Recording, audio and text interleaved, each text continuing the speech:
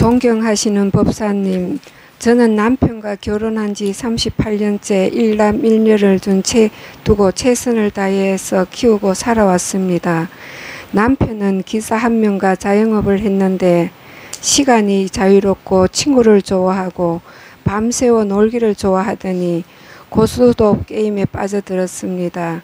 잔소리를 하면 오히려 큰소리 치고 가족들을 누르고 본인의 잘못을 인정하지 않고 살았습니다. 이렇게 무질서한 행동을 계속하니 어느 날 당뇨가 찾아왔습니다.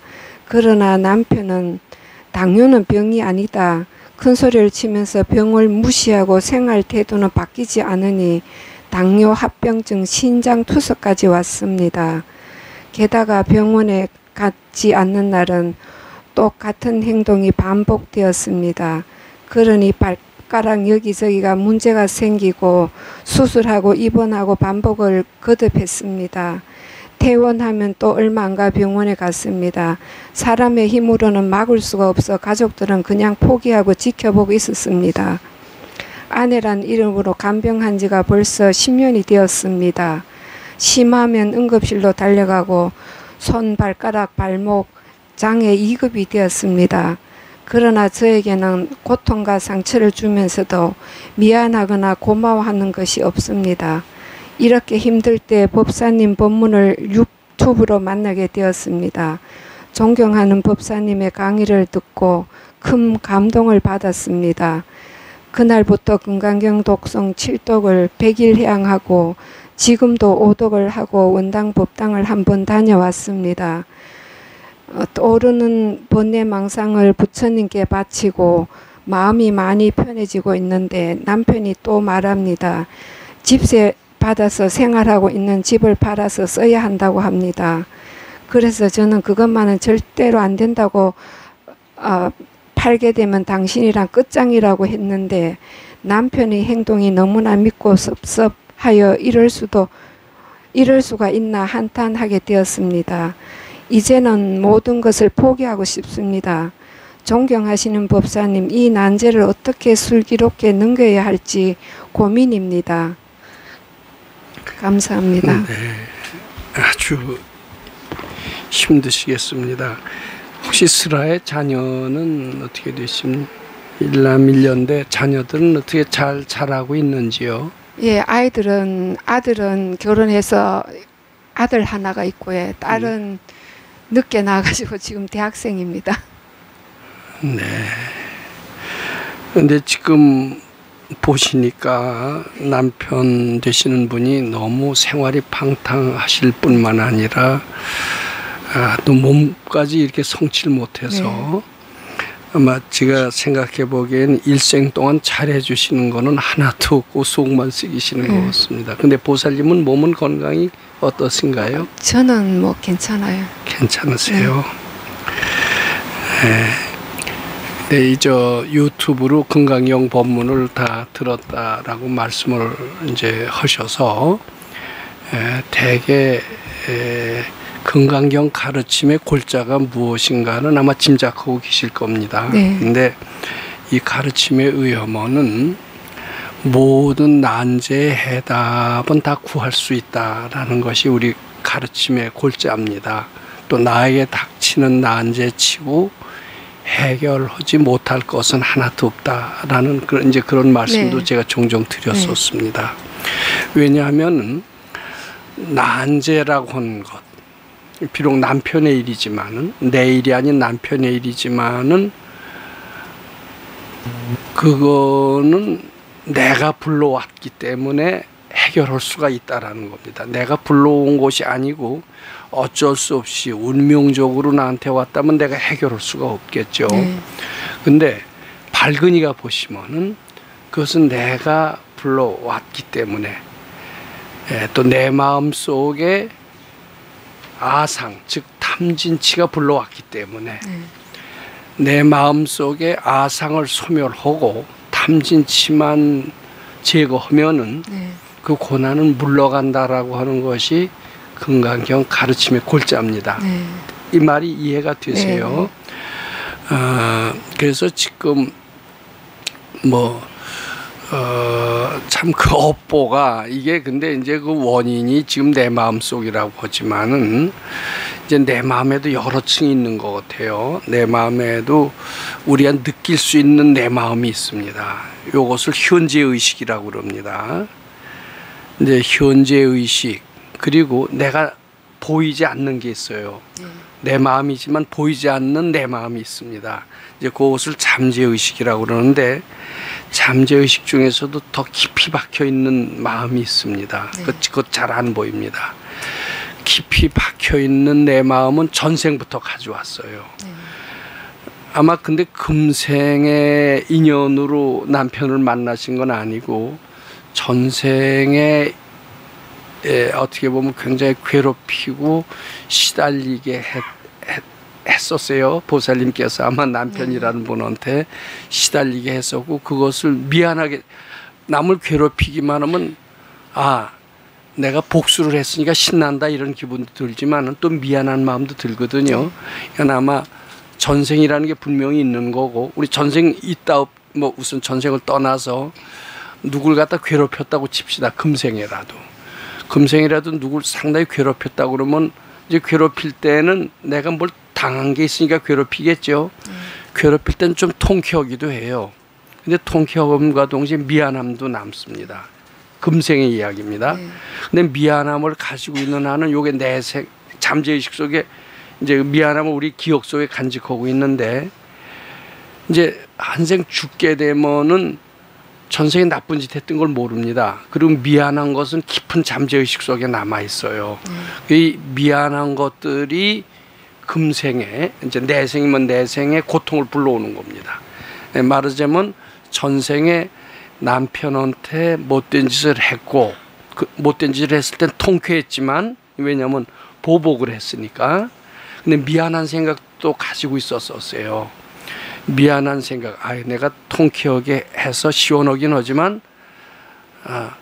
미안하다. 나도 당하지 않겠느냐 이런 두려움을 갖고 금생에 했는데 그런 잠재의식이 남편이라는 이와 결혼하게 됐고 뭘로 결혼하셨습니까? 중매입니까? 중매지만 싫으시면 안 했을 텐데 좋으니까 하셨겠죠?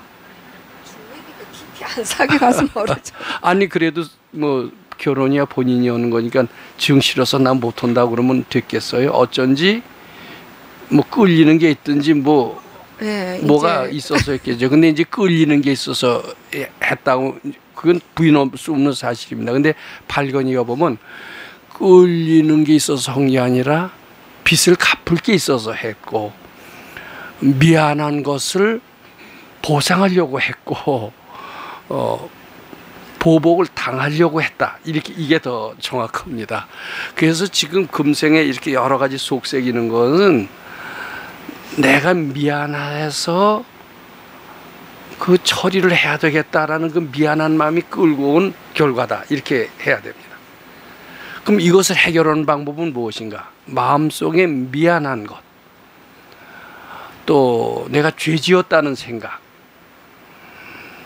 또 안타깝다는 생각, 이것을 해탈하는 게 제일 좋은 방법이다라고 아마 부처님은 얘기하실 거고 도인은 얘기하실 것이다 그렇게 얘기합니다. 근데 그 방법이 뭐냐? 대개 절 갖고는 잘 안 됩니다. 절 갖고는 현재 의식에 미안한 것, 부처님께 절하는 건 뭐 때문에 합니까? 참회하는 거지요. 부처님께 참회하는 건데 참회도 자기가 죄 지었다라는 생각을 하고 그 죄가 착각이고 없다라고 믿고 참회를 해야 이게 없어지지 무조건 살려주십시오 도와주십시오 하는 그런 식의 절. 되게 절할 때는 어때요? 부처님 제가 부처님께 정성을 드리니까 부처님의 신통력으로 제 죄를 사해 주십시오. 뭐 되게 이런 마음이 들어있지 않나 싶습니다. 근데 이렇게 해 주십시오 하는 것은 내 미안한 마음을 해탈하지 못해요. 그럴까요? 안 그럴까요? 내가 죄 졌어요. 그리고 캥겨요. 벌 받을까 봐 캥겨요. 나는 언젠가 벌 받을 것이다 이런 생각이 있어요. 그러면 이 벌 받은 생각을 내 마음속에서 밀어내야 되는데 없애야 되는데 없애려면 내 마음을 비운다라는 것은 말이 되지만 부처님 도와주세요 하는 마음 갖고는 쉽지가 않습니다. 그래서 이것을 밀어내는 방법이 무엇이냐? 이 죄, 근데 밀어내더라도 이 죄라는 게 착각이고 본래 없다라고 믿고 밀어내야 됩니다. 그래서 금강경을 읽으시는 것은 미안한 생각을 해탈하는 것이지만은 해탈하더라도 이 죄가 본래 없다. 없는 것인데 내가 있다라고 믿고 그렇게 벌을 받는 것이다. 이렇게 생각하시고 이것은 착각이다. 착각이니까 이 생각을 죄지었다는 생각을 부처님께 즐겁게 바칩니다. 해야 됩니다. 그리고 그래서 지금 건강을 읽으신데 조금 편해지시죠. 편해지신 것만큼 죄업이 소멸되었다라고 보면 됩니다. 근데 자꾸 읽으면 편해지시다 못해서 환희심이 나는 수가 있어요. 어떻게 보면 환희심이 날 때까지 올라오는 생각을 부처님께 바쳐야 됩니다. 바치는데 죄라는 거는 것이 본래 없다라고 믿고 바쳐야 됩니다. 나는 벌 받아야 돼. 나는 하도 나쁜 짓을 많이 해서 벌 받아야 돼. 이런 생각 하시는 분들이 있더라고요. 또 너무 뻔뻔하게 죄가 본래 없어 이렇게 시침이 뚝 따는 분도 있지만 그럴 배짱 있는 분은 사실 드문 것 같습니다. 근데 나는 벌 받아야 돼. 알고 보면 남편도 나한테 못되게 했지만 나도 보이지 않게 남편한테 상당히 못되게 했어. 못되게 한 그 과보를 받는 거야. 이런 생각을 가지고 있어요. 보살님 마음속에서도 그게 있었을 것 같아요. 네. 근데 그 생각을 가지고 있으면요 계속 고생하셔야 됩니다. 그러니까 나도 잘못했어 이런 생각이 들더라도 아 이게 착각인 줄 알고 얼른 바치셔야 돼요. 이제 전생에도 아 내가 죄 졌으니까 나 벌 받아야 돼 이 생각을 갖고 그 남편을 만났는데 그 잠재의식에만 있는 게 아니라 현재의식에도 가끔 튀어나와요. 저희가 나쁘다 하면서도 나도 잘못했어 요게 또 튀어나오거든요. 이게 나도 잘못했어 하면서 그 고생을 계속해서 이어가고 있는 겁니다. 그래서 지금 나도 잘못했어 나 죄 지었어 이 생각이 들 때 아 그것은 내가 나의 여린 마음이 또는 그렇게 잘 쇠뇌가 되어서 그렇게 착각하고 있는 것이지 실제로 죄라는 것은 없다고 하셨다. 그리고 자꾸 바치셔야 됩니다. 그리고 자꾸 건강히 읽으셔야 됩니다. 그리고 또 한 가지는 이 고통을 싫으시죠. 빨리 지금 10년을 간호하셨더니 참 대단하십니다. 제발 이 고통을 좀 고통이여 사라져라 아마 이런 생각이 간절하실 겁니다. 근데 사라지란다고 사라졌으면 좋은데 안 사라지거든요. 어떻게 빨리 사라지느냐 하면은요 감사해야 돼요. 그리고 고통을 즐길 수 있어야 됩니다. 자, 우리 이제 제가 이 보살님 질문하시지만 다른 분들도 다 같이 들으셔야 됩니다. 왜냐하면 다 같아요. 고통이 사라지는 원인이나 이런 것들이 남의 얘기가 아닙니다. 자, 이 물을 갖다가 말입니다. 여기 대하에 물이 있습니다. 물을 나한테 자꾸 가져오려고 그러면 물은 더 저쪽으로 갑니다. 근데 물을 상대 쪽으로 보내려고 하면은 물이 나한테 오지 않습니까? 마찬가지로 이 고통을 싫어서 피해서 도망가려고 하면 점점 더 와요. 그래서 이 고통을 감사할 수 있어야 됩니다. 근데 감사하지가 않죠. 제발 사라져라 사라져라. 고통이 영원히 사라져라 이러고 싶지 감사하다라는 생각을 할 수가 없습니다. 근데 억지로라도 그러면 네. 남편한테 지금 잘해드려야 됩니까? 아니 남편한테 감사하라는 게 아닙니다. 이 고통이라는 것을 나한테 보내주셔서 죄업을 소멸하게 해주신 그분이 남편이 아닙니다. 그분은 아마 누군지는 모르지만 부처님일 거예요. 그러니까 이 고통을 나한테 오게 해주셔서 잘 바치게 하셔서 죄업을 본래 없다라는 것을 알고 죄업을 소멸하게 해주신 이분은 남편은 아닙니다. 남편한테 감사해서는 절대 안 됩니다. 남편한테 고생하면 계속 고생길로 틀어지는 거예요. 아마 그분은 보이지 않지만 부처님이라고 우리가 이름을 지을 수 있습니다. 이런 고생이 올 때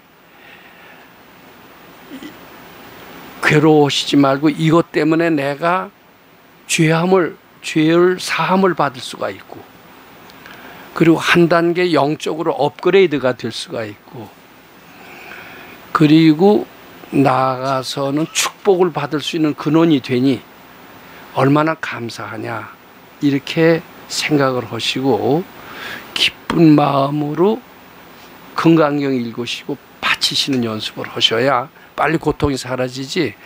제발 이 고통이 언제, 이제 점쟁이 가서 점칩니다. 언제쯤 이 고통이 면할 거예요. 그게 고통이 싫어서 그러는 거 아니겠어요? 인지상정인데 그러시지 마시고 즐겁게 바치시기 바랍니다. 그리고 뭐 절하거나 이런 것들, 또 뭐 영가천도하거나 이런 것들은 그것이 마음의 원인을 심어서 내 생에는 도움이 된대요. 근데 금생에는 그게 그렇게 별 효과가 없기 때문에 돈 들여서 뭐 하거나 육체를 괴롭게 하거나 해서 하는 방법보다도 내 마음속에 분별심 또는 죄지었다는 생각, 이런 것들을 착각으로 알고 바치시되 즐겁게 바치세요. 그리고 부처님 감사합니다 하면서 바치세요. 바치는 순간 한 단계 한 단계 복은 쌓여지고 부처님 세계로 가까이 갑니다. 그러니까 감사합니다 하는 것은 사실이에요. 감사할 정도가 됩니다. 그리고 억지로라도 감사하는 마음을 자꾸 할 때 감사할 일이 생겨요. 근데 지금 감사하세요? 불평하세요? 아, 이거 내 팔자야 하고서 불평하세요. 감사를 안 하셨으니까 고통을 받으시죠. 아니 근데 억지로라도 감사해 보세요. 억지로라도 감사하면 처음엔 감사가 안 됩니다. 뭐 감사해 이게. 근데 자꾸 감사하다 보면은, 특히 부처님 감사합니다 합니다. 남편한테 감사해서는, 그럼 감사할 일들이 즐거워지고 즐거워지면서 감사할 일이 또 생기게 됩니다. 그리고 집을 팔아서 뭐 전셋집으로 가서 뭐 비용원비 대고 이렇거라 절대 따르시지 마세요. 거인은 아마 일생 동안 변변한 벌이도 못했었을 거고, 일생 동안 집을 또 줄이고 예? 아니 벌기는 벌었어요. 벌었으면 쓰는 게 더 많죠. 예, 더 그리고 이제 근래는 벌지도 못하니까 있는 거 자꾸 줄여서 살자는 거 아니에요? 마지막 집까지 줄여서 살자는 거죠. 그 말대로 하면 더 죽습니다. 그때 줏대를 딱 세워서 달라는 것도 주지, 이제 안 주면 또 신경질 내죠. 자꾸 바치세요. 자꾸 잘 안 받쳐주시면 미륵존 여력을 미륵존을 하고, 근데 집은 또 그의 명의로 돼 있습니까? 그러면 절대로 파시면 안 됩니다. 그리고 자꾸 팔자고 그럴 때 말대답하면 화내고 이럴 수가 있으니까 말대답하시지 마시고, 말대답한다고 말 들어요? 말 생전 안 듣죠. 역효과나죠. 그러니까 자꾸 바치세요. 자꾸 바치시고, 또 너무 미워하시면 안 돼요. 미운 게 그이가 아니라 내 마음이니까 저희가 부처님 전에 환희심 내서 복 많이 시킬 바로, 진심을 해탈해서 복 많이 시킬 바로, 그이를 축복해 주는 것은 그이가 잘 되라고 하는 것보다도 나의 스트레스를 해소하는 거고 내 마음속에서 죄업을 몰아내는 겁니다. 그이가 잘 되라고 자꾸 부처님께 잘 되라고 이렇게 빌어주시는 그런 마음의 자세는 그 난관을 해소하는데 굉장히 도움이 될 겁니다. 근데 제 생각 같아서는 한 100일이라도 일심으로만 하시면은, 100일이 아니더라도 단 49일이라도 잘하는 이는 37일이라도, 정말 잘하는 이는 사흘만이라도 잘해도 된다고 그래요. 근데 우리가 그렇게 오랫동안 안 된다, 못한다 이런 습관이 있기 때문에 잘 안 되죠. 근데 뭐 100일만 할 생각하기보다도 나는 세세생생 이 공부를 하겠다 이렇게 느긋한 마음을 가지시되 즐겁게 감사하게 하고 피하시기보다도 책임지는 마음을 가지신다면 의외로 빨리 됩니다. 피하고 싫어하는 마음으로 해서는 굉장히 오래 가실 거로 그렇게 믿습니다. 또 보충 질문하실 거 있으면 하셔도 됩니다. 네.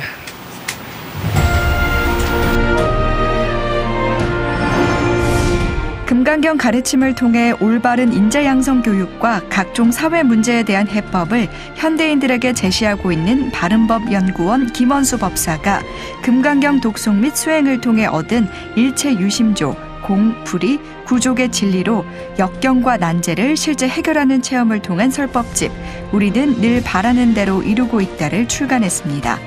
구입은 전국 서점에서 가능하며 문의는 청우당 02337-1636번입니다.